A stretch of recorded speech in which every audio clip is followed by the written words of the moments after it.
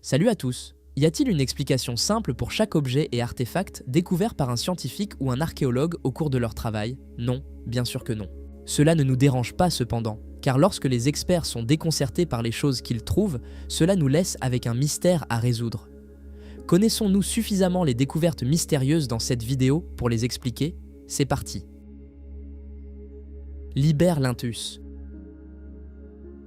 Lorsque vous avez affaire à une momie égyptienne ancienne, il y a parfois plus que juste la momie elle-même. Pour preuve, voici le matériel qui était autrefois enroulé autour de la momie de Zagreb, acquise par un homme d'affaires croate en 1848 et donnée au musée d'État de Croatie en 1877. Ce n'est que bien plus tard que quelqu'un a remarqué qu'il y avait quelque chose d'un peu inhabituel dans les bandages de la momie. Ce bandage est maintenant connu sous le nom de Liber Linteus. C'est l'un des registres les plus impressionnants et importants de l'ancienne langue écrite étrusque dans le monde. C'est juste dommage que nous ne puissions pas comprendre ce qu'il dit. Même maintenant, les historiens et les experts linguistiques n'ont pas pu déchiffrer la langue étrusque, donc nos connaissances sont limitées. Ces dernières années, cependant, nous avons réalisé suffisamment de percées pour arriver à l'idée que le sujet du Liber Linteus est un calendrier d'une sorte. Très probablement, c'est un calendrier d'événements rituels. Il y a même quelques universitaires qui soupçonnent qu'il pourrait s'agir de la Disciplina étrusque, un texte culturel étrusque qui était très estimé par les écrivains du monde romain antique, mais nous avons beaucoup plus de travail de traduction à faire avant de pouvoir confirmer ou infirmer cela. Montre suisse.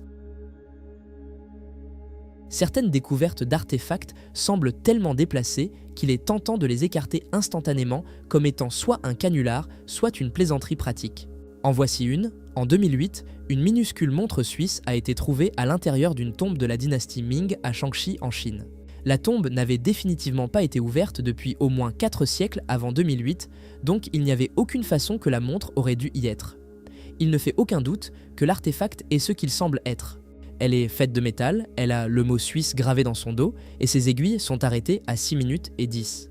La Suisse n'a été fondée qu'en 1848, donc il est impossible que le mot ait été gravé au dos d'une montre avant que la tombe ne soit scellée pour la dernière fois au XVIIe siècle. Les explications pour cette découverte bizarre sont rares. Une idée est que des pilleurs de tombes ont pénétré dans la tombe à un moment donné avant 2008 et ont accidentellement laissé la montre derrière eux. Si c'est le cas, ils ont fait un travail expert de recellage de la tombe en sortant et ne semblent pas avoir emporté quoi que ce soit de valeur avec eux. Une idée encore plus farfelue est qu'un rongeur a creusé dans la tombe et a d'une manière ou d'une autre emporté la petite montre avec lui. L'une ou l'autre de ces explications vous semble-t-elle probable? Nodule sépiaire. Notre prochaine découverte mystérieuse n'est pas techniquement un artefact, du moins nous ne le pensons pas. Il s'agit d'un phénomène connu sous le nom de nodule sépiaire. Vous pouvez trouver des exemples de ceux-ci partout dans le monde, mais ils sont particulièrement prévalents dans le golfe du Mexique et dans le sud de l'Utah aux États-Unis. Les nodules sépiens se présentent généralement sous forme de sphères qui semblent avoir été élaborément décorées. Ils ressemblent un peu à des boules de boue, certaines remplies de cristaux jaunes. Alors que certains théoriciens marginaux insistent sur le fait que les nodules sépiens sont d'origine artificielle, les scientifiques sont convaincus qu'ils sont un type spécifique de concrétion rocheuse sédimentaire. Ils soutiennent que la plupart des exemples dans le golfe du Mexique se sont formés entre 50 et 70 millions d'années, lorsque la vie marine en décomposition, les coquillages par exemple, attirait le sédiment autour d'elle-même et créait des boules de boue basiques. Lorsque la marée se retirait, les boules séchaient et commençaient à craquer. Quand la marée revenait, elle déposait plus de sédiments dans les fissures. Finalement, l'aragonite s'est formée sur les bords des fissures et la calcite jaune s'est formée dans les espaces vides, complétant ainsi les formes et motifs distinctifs. Idole de Shigir. Certains artefacts anciens semblent déterminés à garder leur secret, peu importe à quel point nous essayons de les trouver. L'un d'eux est l'idole de Shigir. Chaque fois qu'un nouveau type de test est effectué sur cette statue en bois, il conclut qu'elle est encore plus vieille que ce que les derniers tests avaient suggéré. L'idole a été trouvée submergée dans un marécage de tourbe dans les montagnes de l'Oural en Russie en 1890. Les archéologues de l'époque l'ont estimée à 10 000 ans. Cette estimation a duré jusqu'en 2018, lorsque des scientifiques modernes l'ont datée au carbone en supposant qu'ils découvriraient qu'elle était plus jeune. À leur grande surprise, leurs tests ont donné à l'artefact un âge de 11 800 ans. Les experts étaient tellement stupéfaits qu'ils ont envoyé l'idole à un autre groupe de scientifiques pour d'autres tests. Cette fois, l'âge est revenu à 12 100 ans, ce qui la rend plus de 2 fois plus vieille que les célèbres pierres debout de Stonehenge en Angleterre. La statue de 2 mètres de haut est décorée de hiéroglyphes indéchiffrables et de gravures de visages humains, apparemment réalisées à l'aide de dents de castor. Personne ne sait qui l'a fabriquée, ni quelle pourrait être sa véritable signification. Si nous ne pouvons même pas déterminer son âge, comment pouvons-nous espérer découvrir quoi que ce soit d'autre à son sujet? Effigie Kigango. Ensuite, nous avons un Kigango. Qu'est-ce qu'un Kigango, pourriez-vous demander? Eh bien, c'est une statue commémorative en bois du genre sculptée par le peuple Mijikenda qui vit sur la côte sud-est du Kenya. Elles ne semblent pas particulièrement humanoïdes en forme, mais elles sont censées être des effigies de la forme humaine. Personne ne sait quand la pratique d'érection des effigies Kigango a commencé, mais dans le passé, elles étaient construites pour durer. Une fois érigées, elles avaient tendance à être laissées là jusqu'à ce qu'elles pourrissent, un processus qui pourrait prendre des siècles. Chaque Kigango était à peu près de taille réelle et serait peint dans des couleurs qui étaient pertinentes pour le défunt. Andy Warhol était connu pour être un grand admirateur des Kigango et en conservait plusieurs dans ses galeries. Il y en a plusieurs autres dans les musées et galeries d'art des États-Unis d'Amérique. Cependant, l'opinion publique commence à exercer une pression sur les propriétaires de ces musées pour qu'ils restituent les artefacts au Kenya. Dans leur pays d'origine, les effigies Kigango sont associées à une société secrète connue sous le nom de Gohu, sur laquelle très peu de choses sont connues. Couteau de Gebel el-Arak. Un couteau de Gebel el-Arak, parfois également connu sous le nom de couteau de Djebel el-Arak, est l'un des artefacts les plus remarquables de la période Nakada II de la préhistoire égyptienne. Ce couteau en ivoire et silex, âgé de quelque part entre 5200 et 5500 ans, nous donne un aperçu des conditions culturelles de l'Égypte de l'époque, car il affiche des signes d'influence mésopotamienne. La provenance du couteau est inconnue avant son achat au Caire par l'égyptologue français Georges Aaron Bénédite en 1914. Après son retour en France, il a immédiatement fait don de la pièce au Louvre, où elle se trouve depuis. La personne qui a vendu le couteau à Georges a dit qu'il a été découvert sur le site de Gebel el-Arak, d'où son nom, mais les experts modernes pensent que l'arme est plus susceptible de provenir d'Abydos. Les aspects les plus intéressants de l'artefact sont les reliefs sculptés dans son manche qui incluent le motif du maître des animaux. C'est une inclusion très courante dans l'art mésopotamien, mais elle n'avait jamais été notée sur des artefacts égyptiens avant la découverte du couteau. Il est possible que la figure centrale dans les reliefs soit le dieu connu sous le nom de El, mais il ne sera probablement jamais possible de confirmer cela. Codex Argenteus. Lorsque l'influence de l'Empire romain antique a commencé à décliner en Europe, plusieurs autres cultures et civilisations ont tenté de s'étendre et d'affirmer leur dominance. L'une d'elles était les Goths. Ils n'ont été présents que le temps d'un clin d'œil en termes historiques, mais cela ne les rend pas insignifiants. Les Goths furent le premier peuple germanique à accepter le christianisme, un fait qui a conduit à la création du Codex Argenteus. L'artefact argenté nous est encore parvenu aujourd'hui et est considéré comme le plus magnifique de tous les manuscrits religieux de l'ère médiévale. Le codex est la première traduction de la Bible dans la langue native des Goths, une tâche que l'on pense avoir été ordonnée par le roi Théodoric le Grand. Le processus a nécessité l'invention d'un tout nouvel alphabet gothique. Le roi ne permettrait pas que l'alphabet runique précédent soit utilisé car il pensait qu'il était lié au paganisme et donc indigne. Le codex a disparu après la fin du règne du roi et a finalement été retrouvé à l'abbaye de Verden au XVIe siècle, plus de 1000 ans plus tard. Personne ne sait où il se trouvait pendant toutes ces années. Tzintzuntzan. Allons au Mexique où nous trouvons Tzintzuntzan, ayant un nom charmant qui se traduit par « la maison des colibris ». C'était autrefois la capitale de l'État sur les rives du lac Pátzcuaro. De là, les purépechas se sont développés et ont défié les Aztèques avant de succomber aux mêmes envahisseurs espagnols qui ont dérouté leurs voisins. Lorsqu'ils ont disparu, ils n'ont laissé derrière eux aucun enregistrement écrit, mais ils ont laissé ces 5 structures connues sous le nom de Yacatas. Elles ressemblent un peu à des pyramides arrondies, bien qu'elles manquent des sommets pointus d'une telle forme. Chacune des Yacatas comportait autrefois un temple en bois à son sommet, mais ils ont tous soit brûlé, soit tombé il y a des siècles. Les archéologues pensent que les temples étaient probablement aussi des centres d'administration d'où étaient jugées et planifiées les affaires des familles vivant dans les 40 quartiers sous les Yacatas. Malheureusement, les bons moments n'ont pas duré très longtemps. Tzintzuntzan a été fondée vers l'année 1450, mais a été abandonnée aux alentours de 1530, après que le conquistador espagnol Nuño de Guzmán a capturé et tué le roi Tangaxuan II. Codex de plomb de Jordanie.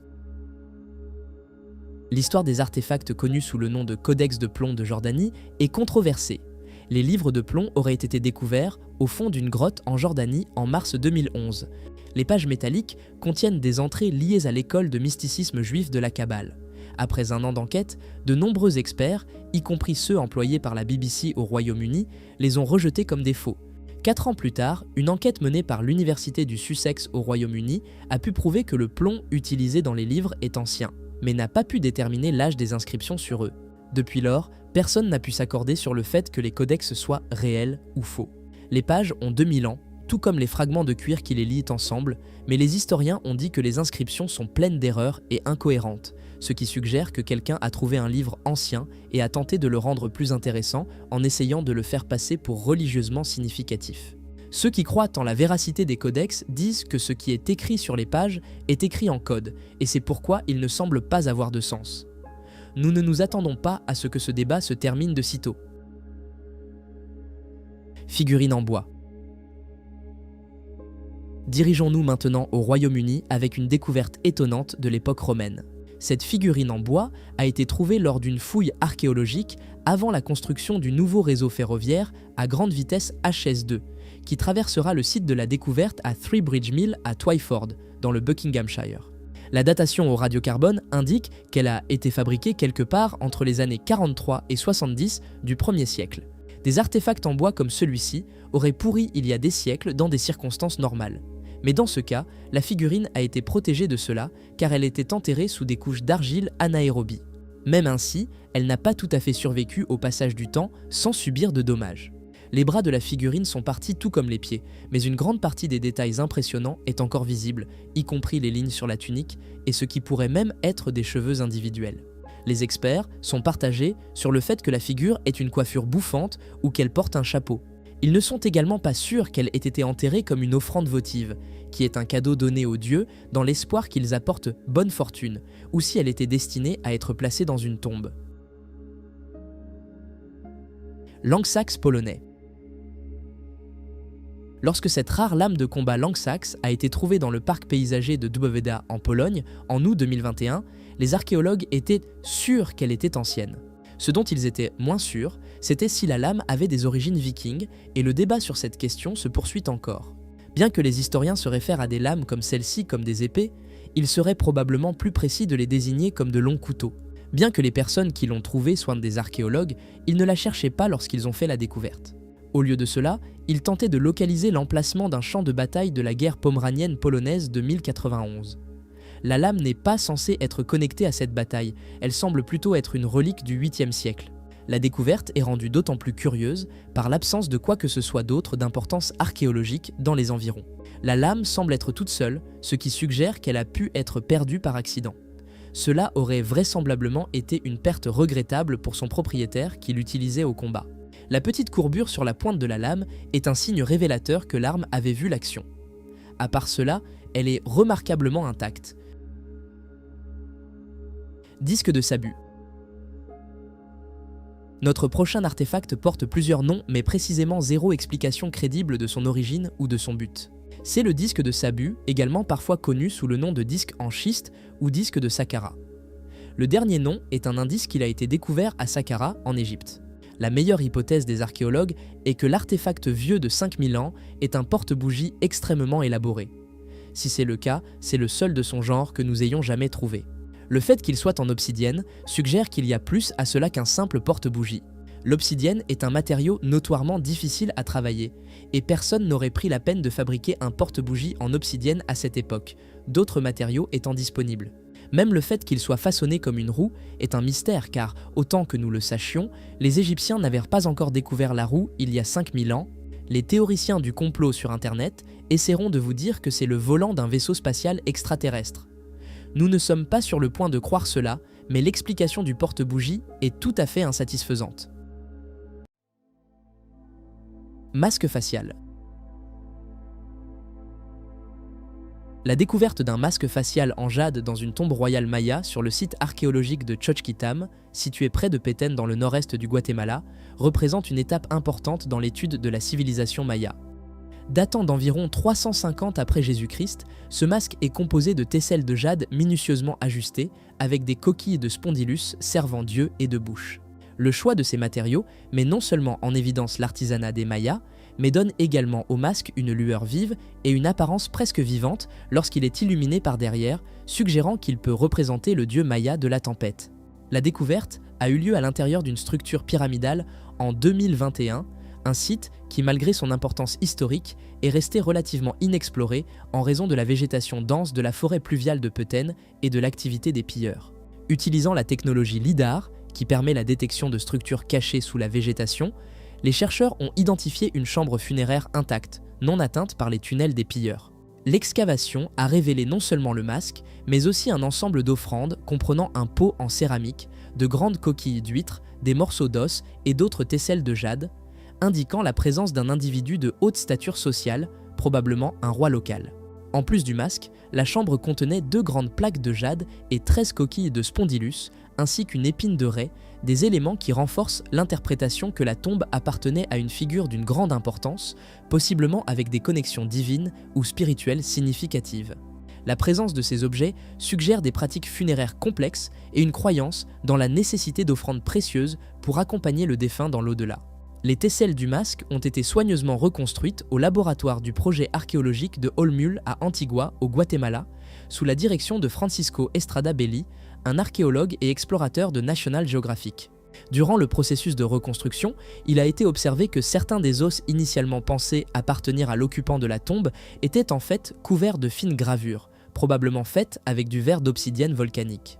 Ces gravures ont non seulement révélé l'identité du souverain enterré, Itzam Kokaj Balam, mais aussi la représentation d'un dieu maya correspondant à la figure gravée sur le masque.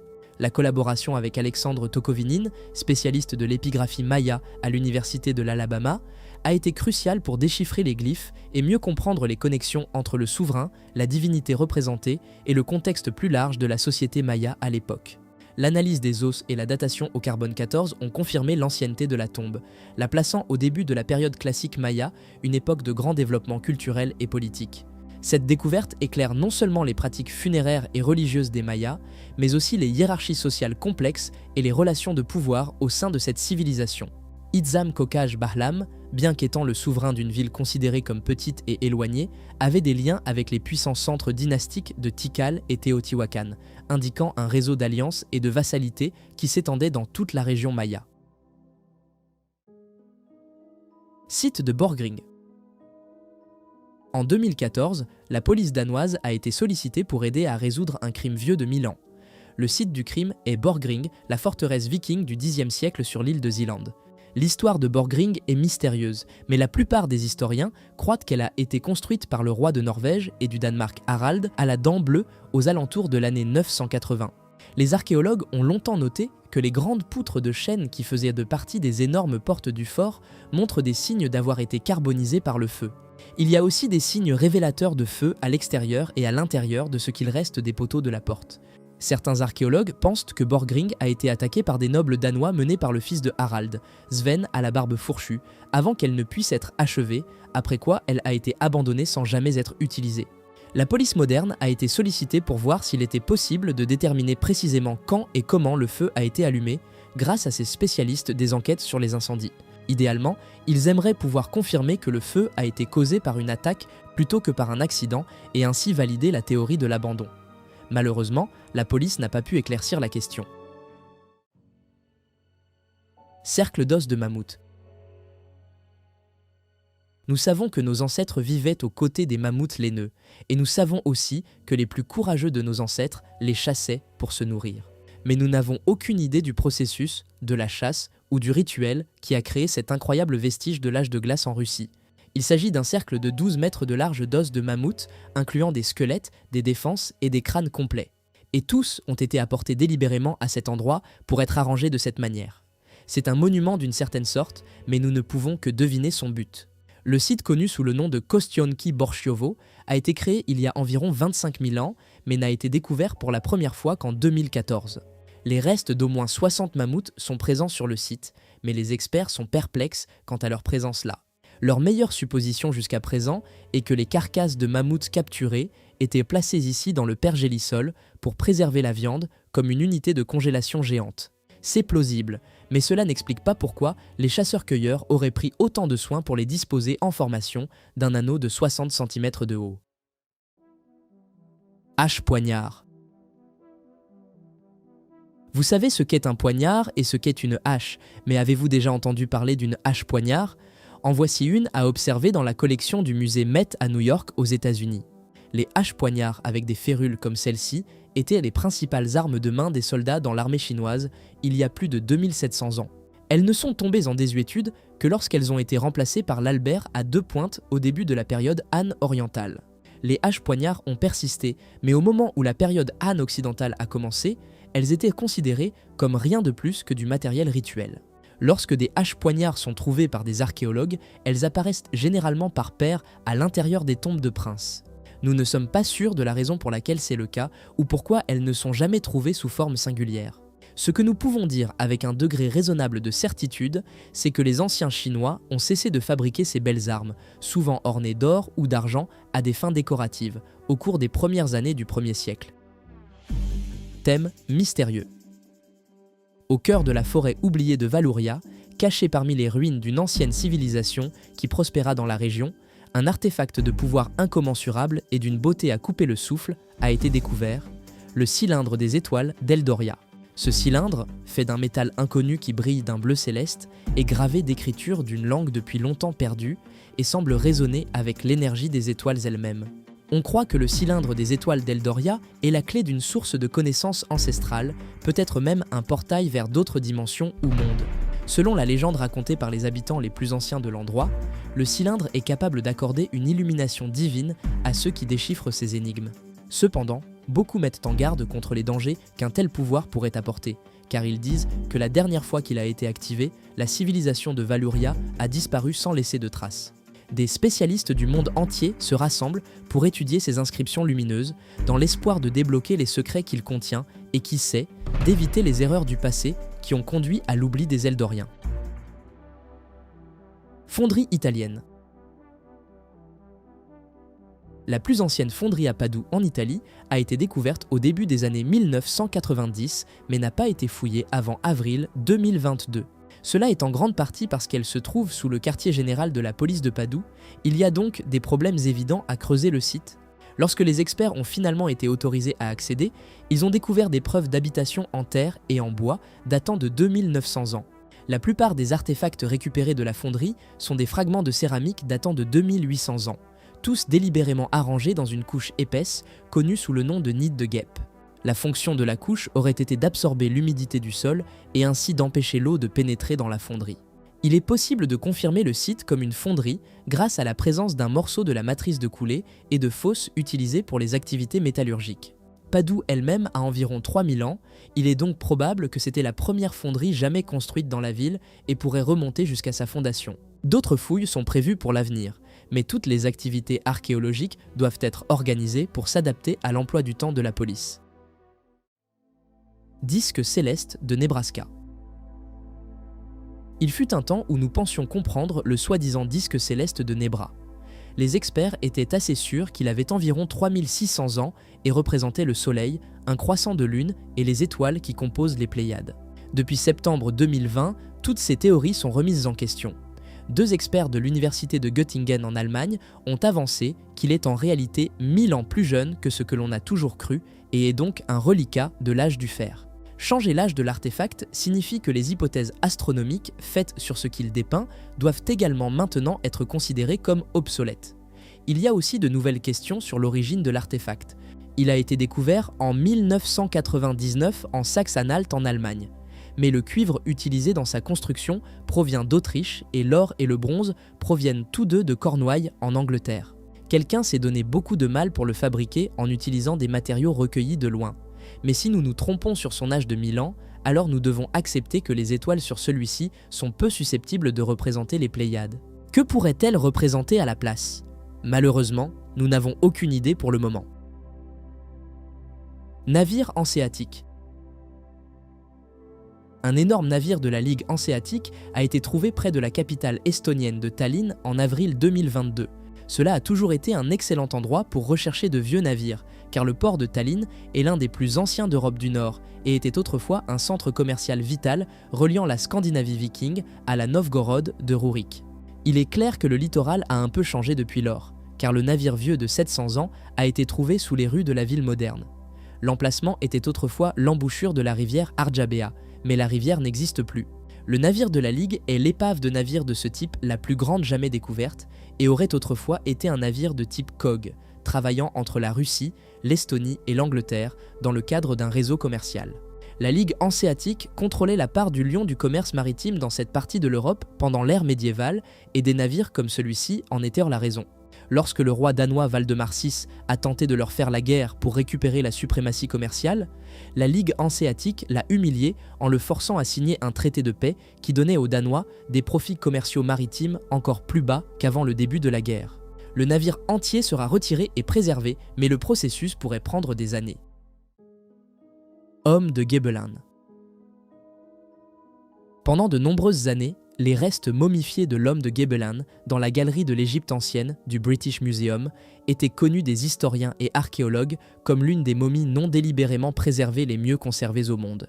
Il a été enterré dans une tombe peu profonde à Gebelin, juste au sud de Thèbes, il y a environ 5500 ans, enveloppé dans des nattes et du lin, sans effort fait pour préserver ses restes.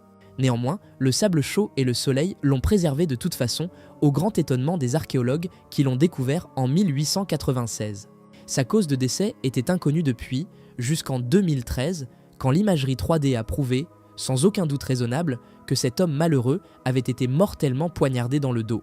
Les mêmes scans ont également prouvé qu'il était jeune, probablement âgé de 20 ans tout au plus quand sa vie a pris fin. Désireux d'en savoir plus, les scientifiques du musée ont soumis la momie à des tests infrarouges en 2018 et ont fait une autre découverte choquante. De son vivant, sa peau était couverte de tatouages animaux, faisant de lui les tatouages figuratifs les plus anciens jamais découverts dans le monde. Il pourrait maintenant être intéressant de passer en revue les autres momies de la collection du musée avec un scanner infrarouge pour découvrir s'ils avaient eux aussi leur propre encre. Village à des moines. Des archéologues de l'université de l'Iowa ont fait une percée étonnante en août 2011 lorsqu'ils ont découvert les restes d'un village vieux de 7000 ans à des moines. Les structures et les restes humains enterrés ici sont les plus anciens jamais trouvés dans l'État américain. L'équipe sur le terrain a surnommé leur découverte le palais, à la fois pour sa taille et son excellent état de conservation. Au centre du village se trouvent 4 dépôts de forme ovale qui sont pensés pour avoir été de grandes maisons, chacune couvrant une superficie de 74 mètres carrés et comportant un foyer. Les experts pensent que les structures étaient probablement faites de poteaux en bois puis scellées avec de l'argile. Plus de 6000 artefacts ont depuis été récupérés du site du village et la technologie laser a été utilisée pour développer la représentation 3D du village tel qu'il aurait pu apparaître quand il était tout neuf. 2 ensembles de restes humains ont été trouvés sur le site, chacun ayant été là pendant environ 6890 ans. Les os ont été découverts couverts d'ocre rouge, le minéral en poudre a été utilisé dans les enterrements anciens partout dans le monde, mais les historiens et scientifiques n'ont jamais pu dire pourquoi. Peigne viking. Lorsque cet artefact a été trouvé lors de fouilles dans l'ancienne ville marchande danoise de Ribe en février 2018, il a d'abord été considéré comme rien de plus qu'un vieux peigne. Cependant, après avoir été nettoyé, il est devenu immédiatement évident que le peigne vieux de 1200 ans était couvert d'inscriptions runiques. Les runes sont significatives parce qu'elles proviennent de la naissance de l'écriture viking. C'est ce qu'elles peuvent nous apprendre sur les origines des runes vikings qui est plus important que les messages eux-mêmes, qui sont très basiques. L'artefact a le mot peigne écrit d'un côté et 2 peignes écrits de l'autre. Cela peut sembler une chose évidente à écrire sur le côté d'un peigne, mais les experts pensent que les marques ont pu être faites par quelqu'un qui apprenait à écrire. Ils auraient commencé avec les noms d'objets basiques et un peigne était à peu près aussi basique qu'un objet qu'ils auraient possédé. Leur maison entière aurait pu être remplie d'objets comme celui-ci avec leur nom gravé à la surface. Comme le peigne appartenait probablement à un viking ordinaire, c'est une indication que l'alphabétisation était plus répandue ici qu'elle ne l'était dans la plupart des autres parties de l'Europe à l'époque. Ruines romaines. Depuis plusieurs années, les ruines d'une ancienne ville romaine se retrouvent sur les rivages de la ville portuaire turque d'Amasra. La ville, ainsi que toute la côte de la mer Noire de la Turquie, faisait autrefois partie de l'Empire romain, donc le fait que des ruines romaines soient trouvées ici n'est pas une énorme surprise. Le mystère est pourquoi elles n'ont commencé à apparaître que récemment et où elles ont été jusqu'à maintenant. Les historiens disent que les ruines et les débris proviennent d'une ville anatolienne du IIIe siècle appelée Amastrius. La plupart des ruines échouées sont des fragments de marbre, mais il a été possible d'obtenir des dates de certains d'entre eux grâce à des références à l'empereur Septimius Severus inscrites sur certains des morceaux. Septimius Severus a régné entre les années 193 et 211.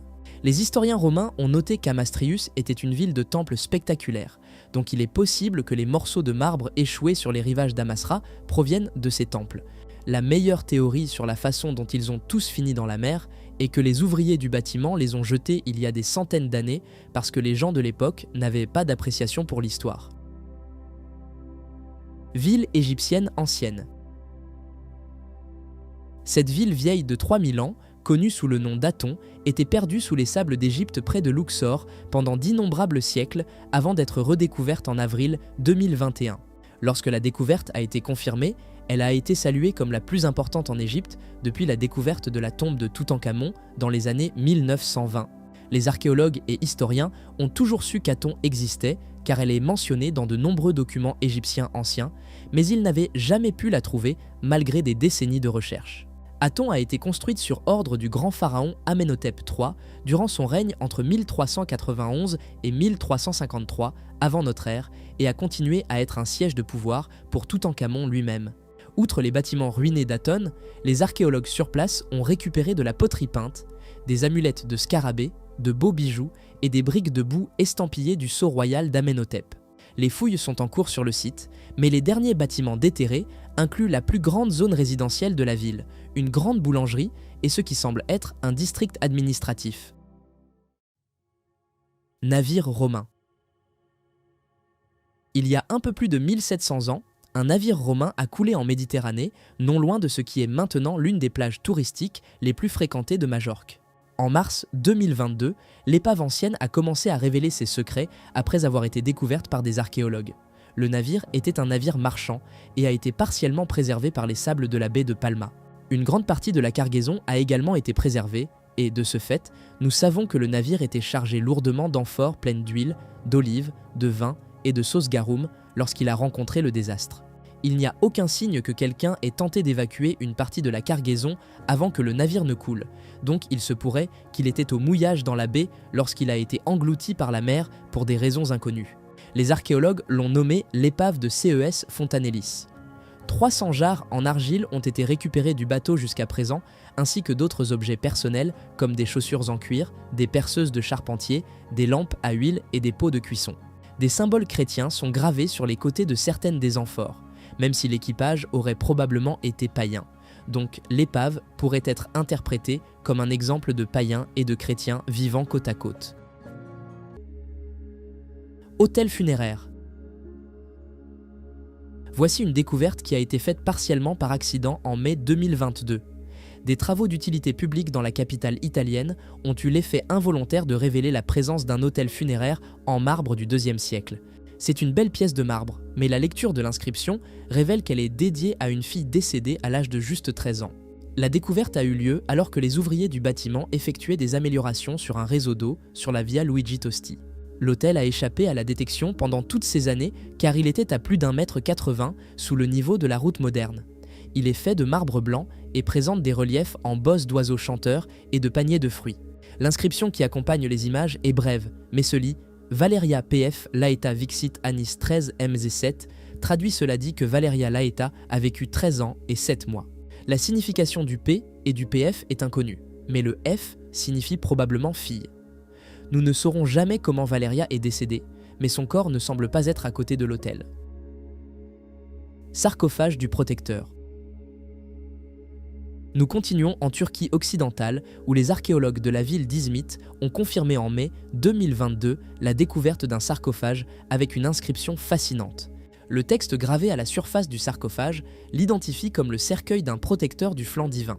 C'était l'un des grades d'officier les plus élevés dans la garde impériale romaine antique, et cela en fait juste le 8e sarcophage d'une personne d'un tel rang à avoir été trouvé. C'est également le premier à avoir été trouvé en Turquie et le seul encore en possession des biens funéraires et des os de son occupant. Le sarcophage a été trouvé lors d'une enquête archéologique réalisée avant la construction d'un nouveau bâtiment pour une administration locale de l'eau et des eaux usées. La même excavation a déjà révélé 51 enterrements romains à l'intérieur d'une acropole, bien que aucun ne soit aussi grandiose que celui-ci. L'inscription complète dit « Aux esprits des morts, moi, Tiampo, protecteur du flanc divin, restaure mon esprit et monument. Je suis originaire de Dacie Mineur et j'ai vécu 50 ans. Personne d'autre n'est autorisé à être déposé ici, sauf mon fils, Zeus ou ma femme. Il semble que Tiampo a partiellement obtenu son souhait car personne d'autre n'a été enterré près de lui du tout. » Épave sur le lac Michigan. Récemment, les eaux du lac Michigan aux États-Unis ont été inhabituellement claires. Cela est dû à une combinaison de la fonte des glaces, de l'érosion des plages, des niveaux d'eau variables et des vents. Grâce à la clarté de l'eau, il est soudainement devenu possible de plonger le regard dans le lac et de voir les nombreuses épaves qui reposent au fond. Il y a des dizaines, peut-être même des centaines d'épaves dans le lac, dont beaucoup ne seront jamais identifiées. Cependant, certaines d'entre elles sont plus faciles à repérer que d'autres. L'une d'elles est le James McBride, qui a coulé en 1857. Une autre est le Rising Sun, qui a coulé en 1917. Ce dernier navire était la propriété d'une secte religieuse appelée la Maison de David. Tous étaient à bord lorsque le navire s'est écrasé et a coulé lors d'une tempête de neige soudaine. On dit que le temps imprévisible dans la région fait du lac Michigan l'un des plans d'eau les plus dangereux au monde, mais cela n'empêche pas les milliers de personnes qui y naviguent chaque année. Les épaves sont considérées comme des propriétés publiques et, à ce titre, elles ne sont pas censées être dérangées, mais elles attirent les plongeurs pendant les beaux jours et les règles ne semblent pas être appliquées. Maison aztèque ancienne. Les découvertes faites par les ouvriers du bâtiment deviennent rapidement un thème dans cette vidéo. L'Institut national d'anthropologie et d'histoire a récemment modernisé une sous-station électrique dans la ville de Mexico au Mexique. Au cours de leurs travaux, ils sont accidentellement tombés sur une ancienne maison aztèque. Les archéologues professionnels, qui ont été convoqués sur les lieux en mai 2022, disent qu'il s'agit d'un logement agricole datant de la période post-classique tardive, lui donnant un âge probable de un peu plus de 500 ans. L'emplacement de l'habitation est susceptible d'être significatif car elle se trouve à la frontière de Tenochtitlan. La propriété a été identifiée comme un logement agricole en raison de la présence de fuseaux, de capteurs et d'outils de filage sous les sols en adobe de l'ancienne maison, mais les archéologues ont également trouvé les restes d'enfants à l'intérieur de récipients funéraires. Les murs supérieurs de la propriété sont faits de pierres jointes avec de la boue et contenaient des preuves de sellerie, suggérant que l'étage inférieur a peut-être été laissé tel quel, mais que l'étage supérieur a été réutilisé pendant la colonisation du XVIe siècle. Tombe à Sohag. Nous allons en Égypte un moment, car en mai 2022, les archéologues ont pu confirmer une découverte de pas moins de 85 tombes à Sohag. L'impressionnante collection de tombes couvre une ère de plus de 2500 ans pour le plus grand plaisir des archéologues responsables de la découverte.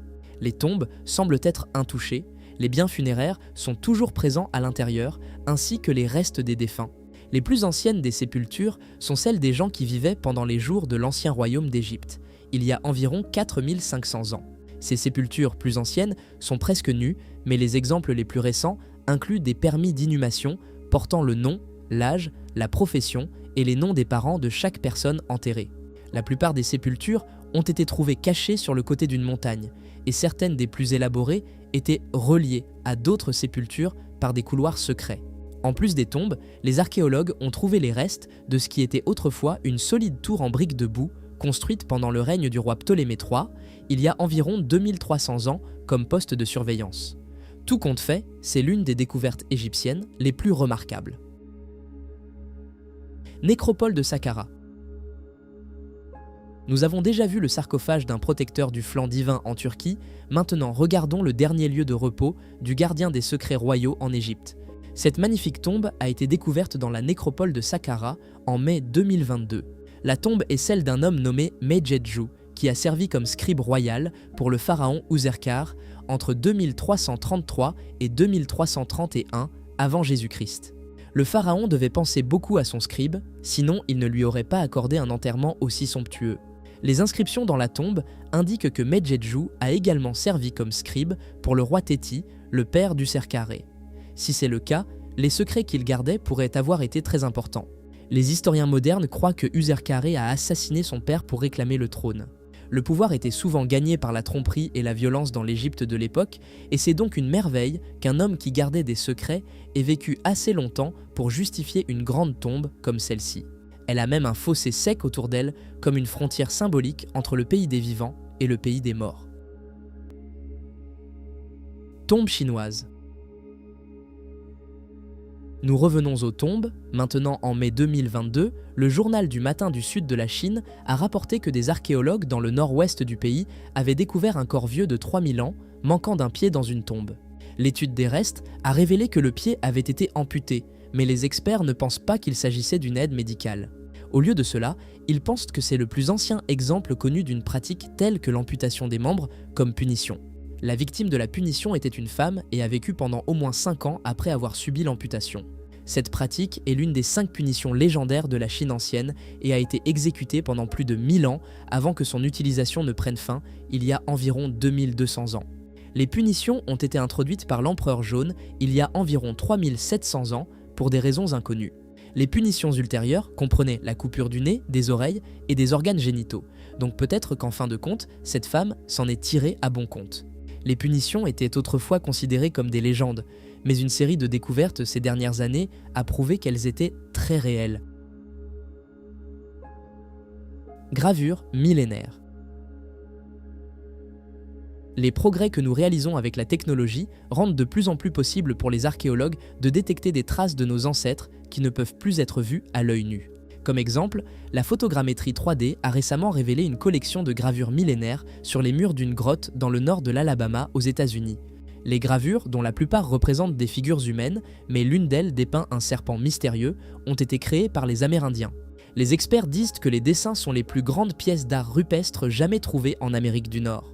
Les pétroglyphes amérindiens ne sont pas exactement rares, mais la plupart d'entre eux sont gravés sur des falaises ou des canyons. Il est beaucoup plus rare de les trouver à l'intérieur des grottes, et jusqu'à il y a environ 40 ans, on pensait qu'il y avait peu ou pas du tout d'art rupestre ancien dans le sud-est du pays. Le plafond de cette grotte particulière n'est qu'à 60 cm de haut, donc les archéologues ont dû se coucher sur le dos dans des conditions exiguës pour examiner l'œuvre d'art.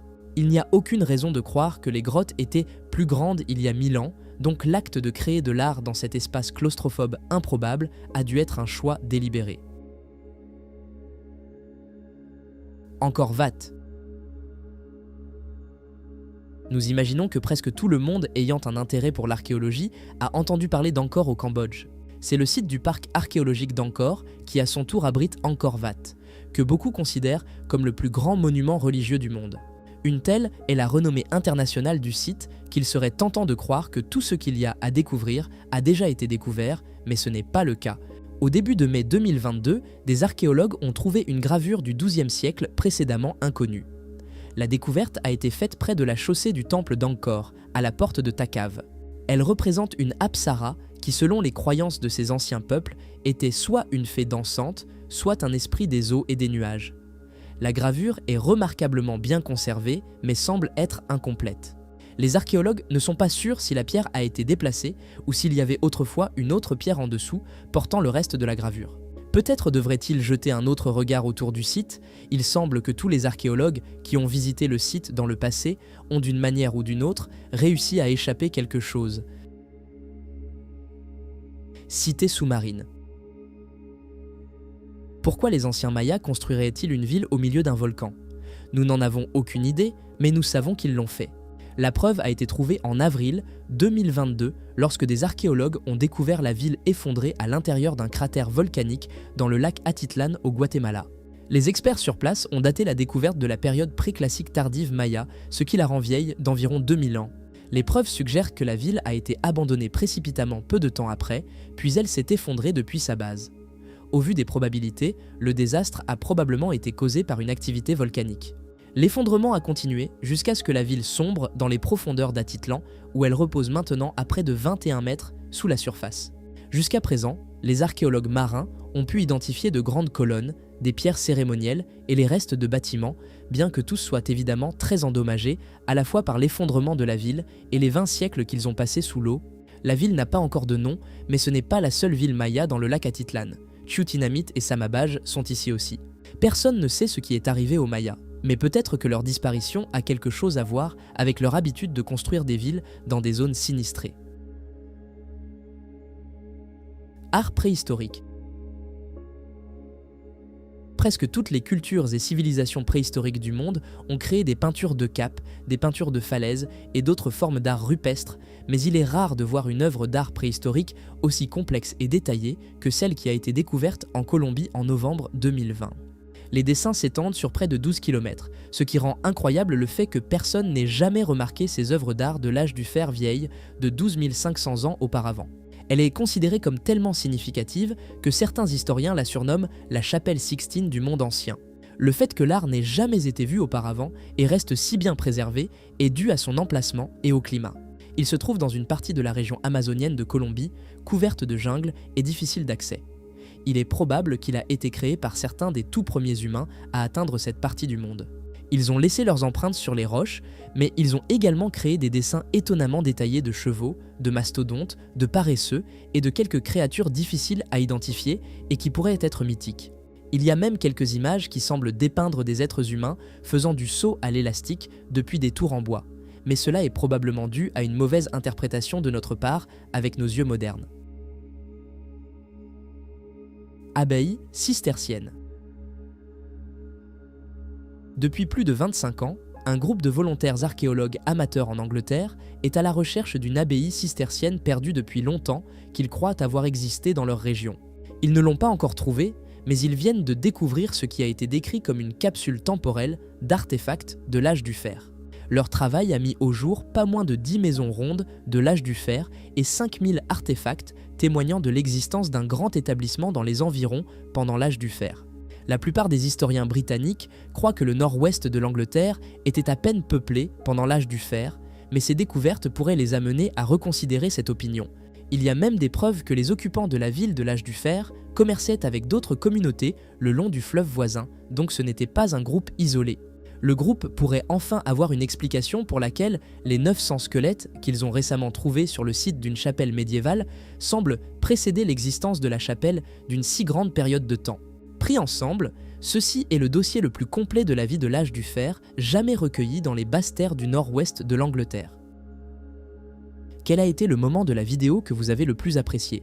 Laissez votre commentaire et abonnez-vous à notre chaîne. À bientôt.